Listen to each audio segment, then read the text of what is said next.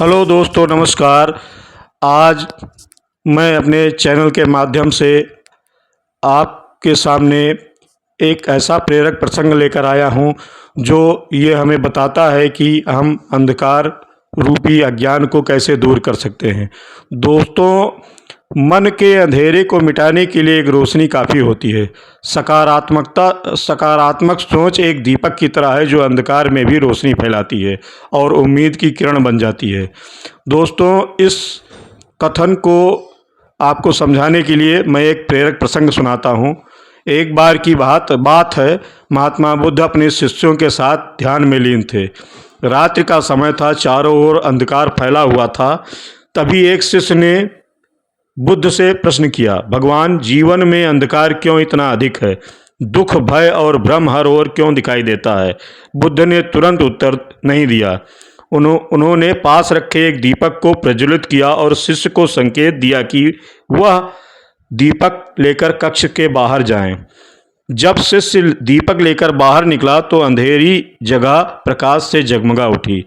बुद्ध ने मुस्कुराते हुए कहा, देखो, इस दीपक में ने क्या किया? जिस स्थान पर अंधकार था वहाँ अब प्रकाश है। अंधकार ने कोई शोर नहीं किया, कोई विरोध नहीं किया, बस दीपक की लौ के सामने वह स्वयं मिट गया। देखो, इस दीपक ने क्या किया। इसी प्रकार जीवन का अंधकार, दुख, भय, भ्रम केवल एक दीपक से मिट सकता है, और वह दीपक है ज्ञान और करुणा का प्रकाश। जब तुम्हारे भीतर यह दीपक जल उठेगा तो बाहरी अंधकार अपने आप समाप्त हो जाएगा। शिष्य ने समझते हुए कहा, भगवान, अब मैं समझ गया। संसार के अंधकार को दूर करने के लिए बाहर रोशनी ढूंढने की जरूरत नहीं, बल्कि अपने भीतर ज्ञान का दीपक जलाना होगा। बुद्ध ने कहा, सही कहा। जब एक दीपक जलता है तो अनेक दीपकों को जला सकता है। इसी तरह जब तुम्हारे भीतर का ज्ञान प्रज्वलित होगा तो तुम दूसरों के लिए भी मार्गदर्शक बनोगे। जिस प्रकार एक जलता दीपक हजारों दीपकों को रोशनी दे सकता है, उसी प्रकार एक जागृत मनुष्य हजारों जीवनों को प्रकाशित कर सकता है। अंधकार को कोसने से बेहतर है कि स्वयं दीपक बनो और दुनिया को रोशन करो।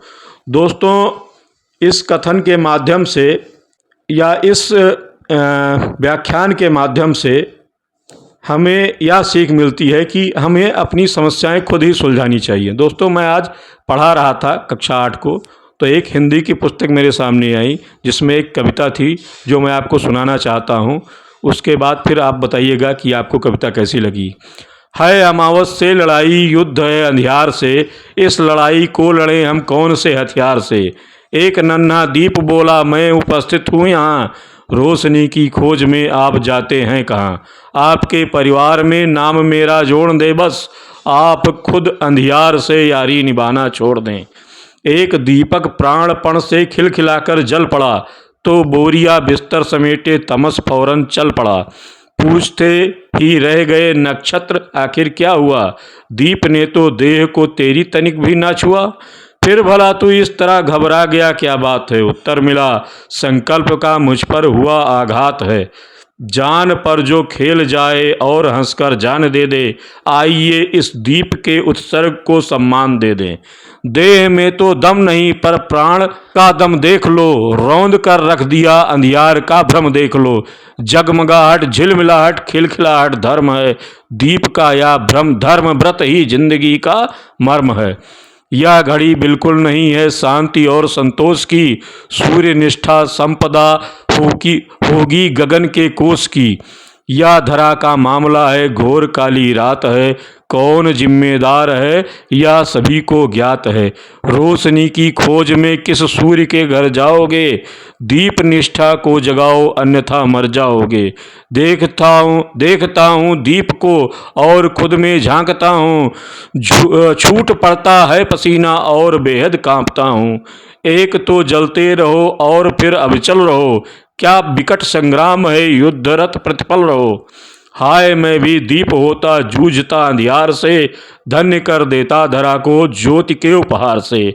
आज मैंने सूर्य से बस जरा सा यूं कहा कि आपके साम्राज्य में इतना अंधेरा क्यों रहा? तो तमतमा कर वो दहाड़ा, मैं अकेला क्या करूं, तुम निकम्मों के लिए मैं भी भला कब तक मरूं। आकाश की आराधना के चक्रों में मत पड़ो, संग्राम यह घनघोर है, कुछ मैं लड़ूं कुछ तुम लड़ो। दोस्तों, यह कविता लिखा है डॉक्टर कफील खान ने।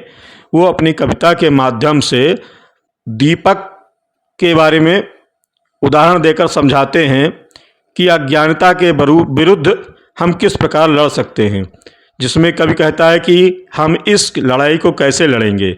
इस पर एक नन्हा सा दीप जवाब देता है कि वह प्रकाश की खोज में उपस्थित है और पूछता है कि रोशनी की तलाश में लोग कहाँ जाते हैं। यह बताना है कि मुश्किलों का सामना करने के लिए एक छोटे प्रयास या एक छोटी सी रोशनी का भी महत्व होता है। दोस्तों, यह हमारा प्रेरक प्रसंग और यह हमारी कविता आपको अगर अच्छी लगी हो तो चैनल को लाइक, शेयर और सब्सक्राइब जरूर कर दीजिएगा। धन्यवाद।